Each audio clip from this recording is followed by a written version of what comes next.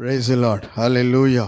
ஆண்டவராகிய இயேசு கிறிஸ்து நாமத்தினாலே இந்த காலையில் உங்களை யாவரையும் நான் வாழ்த்துகிறேன். பிரியமானவர்களே, கர்த்தருடைய வார்த்தை ஆசீர்வாத மன்னா மூலமாக உங்களை சந்திப்பதிலே மகிழ்ச்சி அடைகிறேன்.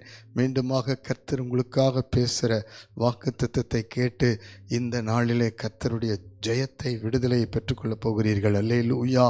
நேற்று இரவு வரைக்கும் எதுவுமே முடியல, எந்த காரியமே வாய்க்க பண்ணல, எந்த முன்னேற்றம் இல்லை, எங்கே திரும்பினாலும் தடை, எங்கே திரும்பினாலும் பிரச்சனை, எங்கே பார்த்தாலும் போராட்டம், ஒரு வழியும் இல்லை.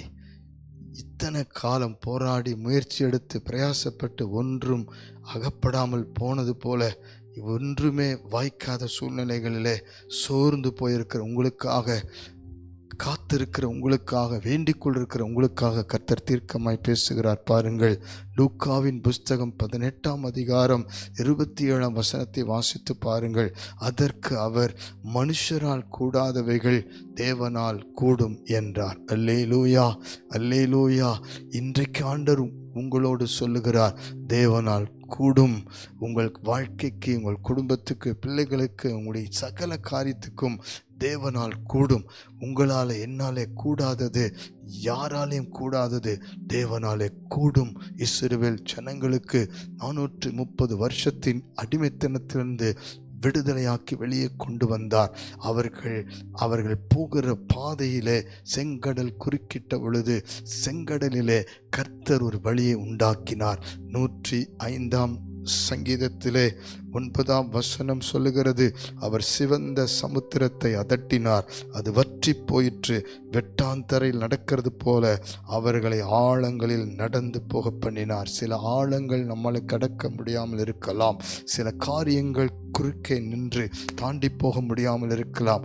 அது யாராக வேணா இருக்கலாம், எந்த காரியம் வேணா இருக்கலாம், பூர்வீக காரியமாக இருக்கலாம், உங்களுக்கு விரோதமான காரியம் இருக்கலாம். கவலைப்படாதீங்க, கர்த்தர் அதை அதட்டுகிறார். இப்பொழுது வல்லமை நான் பார்க்குறேன். உங்கள் வீடுகளுக்குள்ளாக, உங்களுக்கு விரோதமாக இருக்கிற காரியங்களுக்குள்ளாக, வேலை செய்கிற சூழ்நிலைக்குள்ளாக, உங்களுடைய ஆவிக்குரிய வாழ்க்கைக்குள்ளாக கர்த்தருக்கு நீங்கள் சாட்சியாக முன்னேற முடியாதபடி தடையாய் நிற்கிற காரியங்கள், உங்களை முன்னேற விடாத செய்கிற காரியங்களை கர்த்தர் அதட்டி வழி உண்டாக்குகிறார். அல்லேலூயா. ஆழங்களிலே நடந்து போக பண்ணுகிற வல்லமை கர்த்தரிடத்தில் உண்டு. தேவனால் கூடும். ஆமென் சொல்லலாமா? அல்லேலூயா. அது மாத்திரமல்ல, 1 சாமுவேலின் புஸ்தகம் 17ஆம் அதிகாரம் 50வது வசனத்தை பாருங்கள். இவ்விதமாய் தாவீது ஒரு கவனிலும் ஒரு கல்லினாலும் பெலிஸ்தனை மேற்கொண்டு அவனை மடங்கடித்து அவனை கொன்று போட்டான். தாவீதின் கையில் பட்டயம் இல்லாதிருந்தது. ஒரு பராக்கிரமசாலியை நின்று கொண்டிருந்தவன் கோலியாத். 40 நாள் ஜனங்களை பயமுறுத்தி கொண்டிருந்தவன் கோலியாத். அவனை கண்டு சவுல் ராஜா பயந்தான். சேனாதிபதிகள், யுத்த புருஷர்கள், பராக்கிரமசாலிகள் பயந்தார்கள்.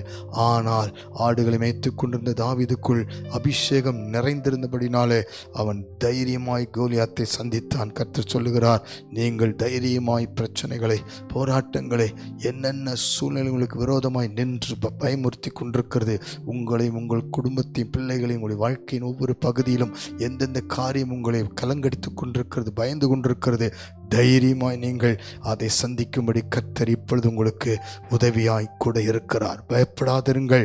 அவனிடத்தில் ஒரு கல் மாத்திரமே, கூழாங்கல் இருந்தது. அதை அவன் வைத்து அவனுடைய நெற்றியிலே அடித்து வெற்றியை அவன் பெற்றுக்கொண்டான். அல்லேலூயா, அல்லேலூயா. அவன் கையில் பட்டயம் இல்லாதிருந்தது. தேவனாலே கூடும். உங்களை கொண்டு கர்த்தரின் பெரிய வெற்றியை அவர் கட்டளிடப் போகிறார். உங்களுக்கு விரோதமான எந்த ரூபத்தில் சத்துரு எழும்பினாலும் ஜபம் என்கிற கல்லிலே, விசுவாசம் என்கிற கல்லிலே, வேத வசனம் என்கிற கல்லிலே சத்தானை, அவனுடைய திட்டங்களை நாம் முறித்து நம்முடைய கையிலே ஆவின் பட்டயம் இருந்து அவனை ஜெயிக்க கர்த்தர் வல்லமை ஊற்றுகிறார். இப்பொழுது ஜெபிக்கலாமா? தேவனாலே கூடும் என்று சொல்லி உங்கள் வாழ்க்கையை ஒப்பு கொடுப்பீர்களா? அன்பின் பரலோக பிதாவே, பரிசுத்தமான தேவனே, இந்த காலை வேளையில் ஜெபிக்கிற அத்தனை பேருடைய வாழ்க்கையிலே சோர்ந்து பலவீனப்பட்டு என்னால் முடியலன்னு சொல்லி இயலாமை நிலைமையில ஆண்டவரே, வேதனை நிலைமையில் இருக்கிற ஒவ்வொருவரையும், கலங்கியிருக்கிற நிலைமையில் இருக்கிற எந்த வழியுமே இல்லையே என்று சொல்லி மனமுடைந்திருக்க ஒவ்வொருவருக்கும் ஆழங்களிலே வழி உண்டாக்கி நடந்து போக பண்ணுகிற தேவனுடைய வல்லமை வெளிப்படும்படி ஜெபிக்கிறோம்ப்பா. இயேசு கிறிஸ்துவின் நாமத்தினாலே செங்கடலை அதட்டினது போல விரோதமான சத்துருவை அதட்டுவீராக, போராட்டங்களை அதட்டுவீராக, வியாதிகளை பலவீனங்களை அதட்டுவீராக, விடுதலை ஆக்குவீராக.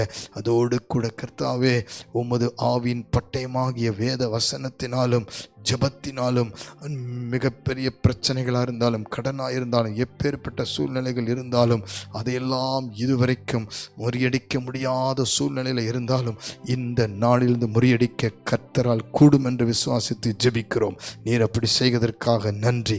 கல்வாரி சிலுவையில் எங்களுக்காக ஜெயம் எடுத்த வல்லமை இப்பொழுது ஒவ்வொருவருக்குள்ளும், ஒவ்வொருடைய வீடுகளுக்குள்ளும், ஒவ்வொரு காரியங்களுக்குள்ளும் இறங்கி விடுதலை தரும்படி ஜெபிக்கிறோம்ப்பா.